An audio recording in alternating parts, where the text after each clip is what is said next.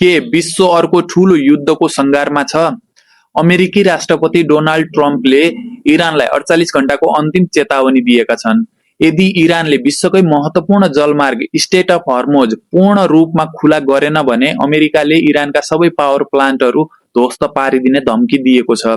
ट्रम्पले आफ्नो ट्रुथ सोशलमा लेखेका छन्, यदि 48 घण्टाभित्र हर्मुज जलमार्ग खोलिएन भने संयुक्त राज्य अमेरिकाले इरानका ठूला पावर प्लान्टहरूबाट आक्रमण सुरु गरी ती सबैलाई मेटाइदिनेछ।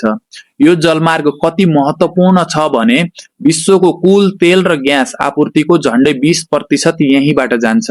यदि यो मार्ग पूर्ण रूपमा बन्द भयो भने कच्चा तेलको मूल्य प्रति ब्यारल $150 भन्दा माथि पुग्ने निश्चित छ।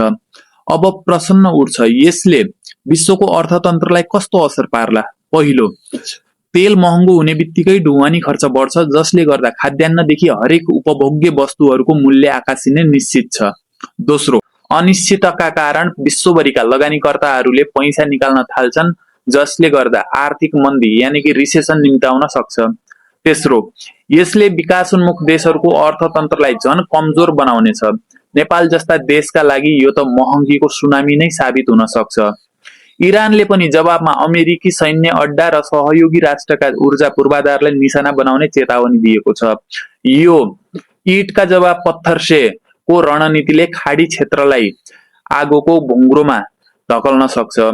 के यो ट्रम्पको रणनीतिक दबाव मात्र हो वा साँच्चै अमेरिकाले इरानमाथि आक्रमण गर्ने तयारी गरिसकेको छ?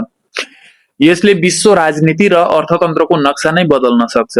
तपाईलाई के लाग्छ कि 48 घण्टाभित्र इरान पछि हट्ला वा हामीले एउटा ठूलो आर्थिक सङ्कट र युद्धको सामना गर्नुपर्नेछ? आफ्नो विचार कमेन्टमा लेख्नुहोला।